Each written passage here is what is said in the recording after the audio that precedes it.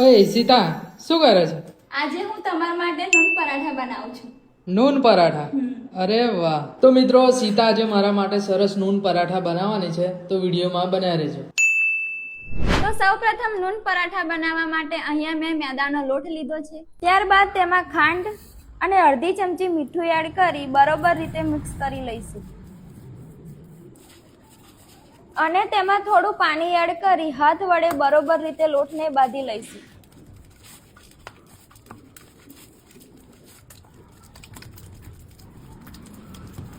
તો લોટ સરસ રીતે બંધાઈ ગયો છે. હવે તેમાં થોડું તેલ એડ કરી 5 થી 10 મિનિટ માટે આપણે મૂકી દઈશું, જેથી લોટ સરસ રીતે નરમ અને સોફ્ટ બને.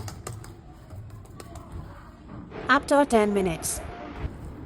તો મિત્રો 10 મિનિટ થઈ ગઈ છે. હવે આ રીતના આપણે લોટના ગુલ્લા બનાવી લઈશું. ત્યારબાદ આ રીતના હાથ વડે તેલ લગાવી લઈશું અને રોટલીને સારી રીતે વણી લઈશું.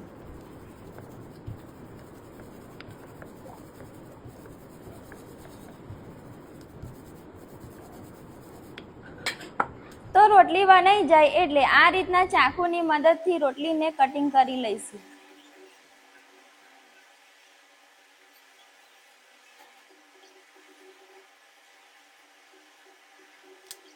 હવે તેને બંને તરફથી આ રીતના હાથ વડે વાળી લઈશું.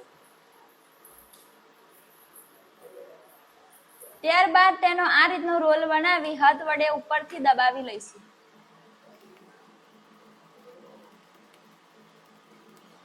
બાકીના નૂન પણ આપણે આ રીતના બનાવી લઈશું. હવે એક લોડી લઈ ગેસ ઓન કરી તેમાં 1 ચમચી તેલ એડ કરી પરાઠાને બંને તરફથી સારી રીતે શેકી લઈશું.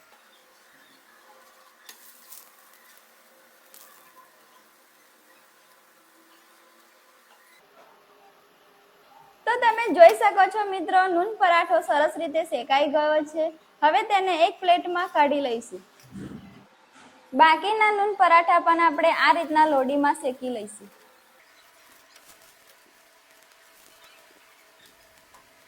તો મિત્રો, નૂન પરાઠાને પાટલી પર મૂકી હાથ વડે આ રીતના દબાવી લઈશું.